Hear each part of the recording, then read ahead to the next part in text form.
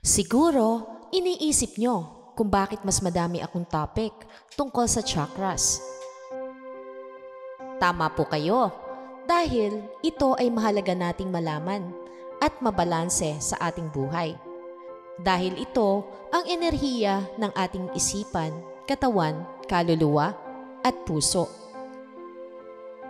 And speaking of puso, ito ang ating topic ngayon, ang malaking kahalagahan ng heart chakra sa ating buhay. Ito ang 4th chakra energy layer na nakalocate sa gitna ng dibdib. Natatandaan nyo siguro na ang 3 chakras bago dito, namely ang root, sacral at solar plexus, ay na-acquire at na-build up natin dito sa physical world. Ito ay tinatawag na material chakras dahil ang concern nito ay mga primary needs natin dito sa mundo. At ang heart chakra ay ang connecting bridge from the lower chakras, ang root, sacral at solar plexus, to the higher chakras, ang throat, third eye at crown. Kaya ito ang sentro ng ating chakra field.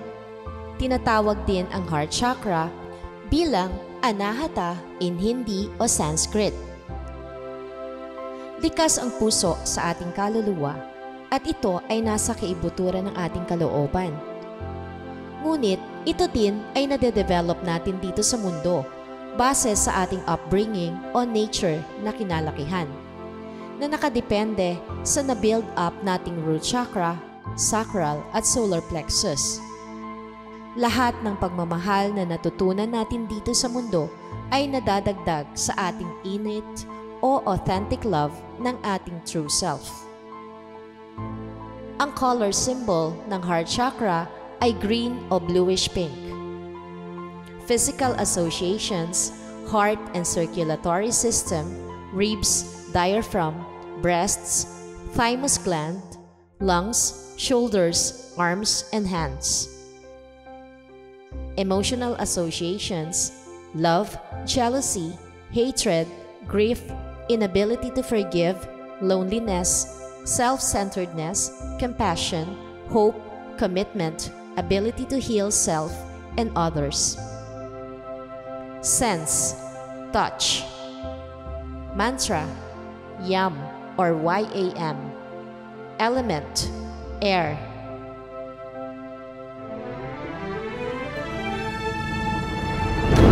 Sa ating mundo, ang lahat ng buhay ay patuloy lang sa paglalakbay. Iba't ibang karanasan man ang ating tinatahak, may hatid na aral sa ating tumatatak. Nagpapalago at nagpapaunlad ng ating spiritualidad. Tayo na't gumising sa kawalan. Tuklasin ang mahiwagang buwan.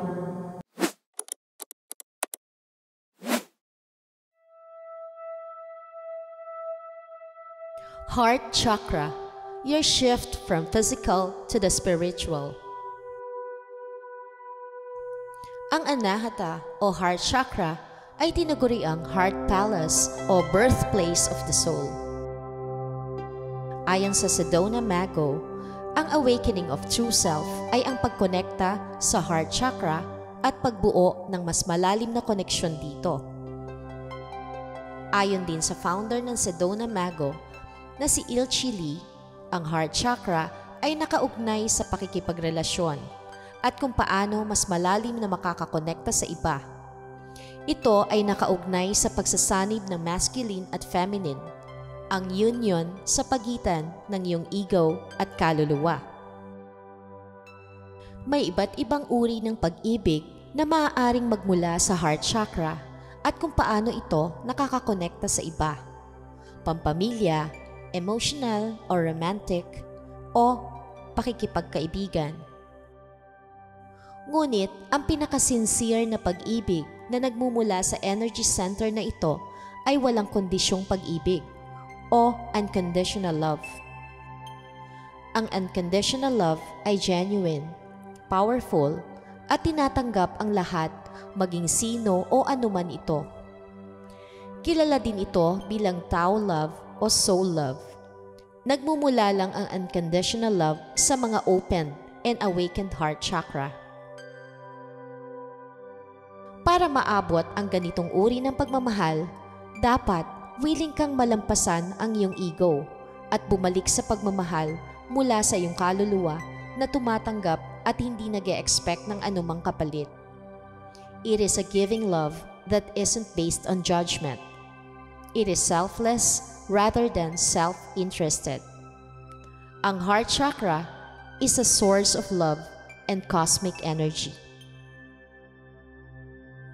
Kapag ito ay natap o inalaw mo mabuksan, makakapagbahagi ka ng compassionate, harmonious love sa iba. Ang opened heart chakra ay may abilidad na makatanggal ng kalungkutan, depression, pangungulila, burnout, stress, galit, at iba pang low vibration energy. Upang magkaroon at makaramdam ng kasaganaan o abundance of unconditional love para sa iba, kinakailangan munang ma-heal ang 3 lower chakras, ang root, sacral, at solar plexus. You will feel more confident and have an overflow of self-love, which in turn allows you to love others with more openness. Healing the heart chakra.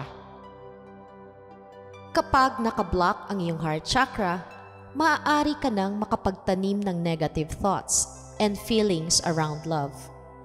Ang pagmamahal na ipinapakita mo sa iba ay maaaring maging sobrang attached o codependent. Nag-e-expect ka sa validation ng iba dahil ang uri ng pagmamahal na ito ay naka-attach sa ego.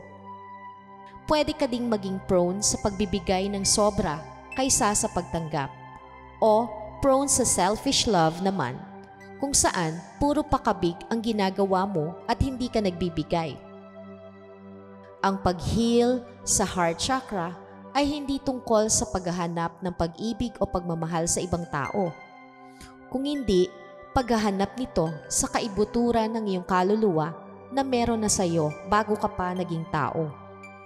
Kapag naging align ka na sa iyong true self o soul at nagsimula ka ng makilala ang version na ito ng iyong sarili, maaari mo nang pahintulutan ang iyong heart chakra na mabuksan.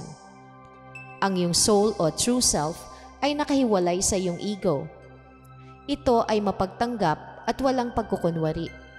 Hindi ito isip o emosyon at nag-e-exist beyond personality, social status, or physical world. Ito ay spiritual connection sa iyong kaluluwa na hindi natitinag at hindi aktibo sa kung ano ang nangyayari sa iyong pang-araw-araw na buhay. Para mas maging in tune ka sa iyong heart chakra, kinakailangan mo munang ma-heal ang iyong 3 lower chakras sa pamamagitan ng meditation o yoga na nakafocus dito. Mayroon po akong topic tungkol dito at maaaring niyong panoorin din para sa pagbabalanse ng iyong chakras. Sa inyong meditation, i-visualize niyo more love, understanding, compassion, empathy, forgiveness na pumapasok sa puwang ng iyong puso patungo sa bloodstream o daloy ng dugo. Habang ginagawa niyo ang heart chakra exercise na ito, say this affirmation. I am love and I love myself. I am my true self that wishes to lead with my heart. Everything I do, everything I share is coming from this energy from the universe. And I wish to share my love from my true self. I feel an abundance of energy and love from my heart, which I wish to share with the world. I have power over my sadness, loneliness, and hatred. I don't hold on to jealousy because I am in tune with love that is embracing everyone no matter who they are or what they have. My love is genuine, powerful, and consistent. Kapag nabuksan mo na ang iyong heart chakra, mag-uumpisa na ding magising ang iyong higher levels of consciousness. ang pag-shift ng energy sa area na ito ay makakasuporta sa iyo upang magkaroon ng peaceful at kalmadong buhay, kung saan hindi ka na magre-react sa mga kaganapan sa iyong kapaligiran. Matatap mo na ang higher self of consciousness at makikita mo na lahat ng nagaganap sa iyo ay talagang meant para sa iyo at hindi nangyayari ng coincident lang. Everything is happening for you, not to you. Ito ang iyong lifeline sa pagiging tunay na ikaw. Ready ka na bang magmahal ng bukal sa iyong puso? Walang pagdududa, walang pagkukunwari, walang kondisyon? Subukan mo nang mabuksan ang iyong heart chakra upang makamtan ang tunay na kapayapaan ng kalooban through happiness, love, and bliss. So, yun na lamang po muna. Peace, love, and light. Thanks for watching.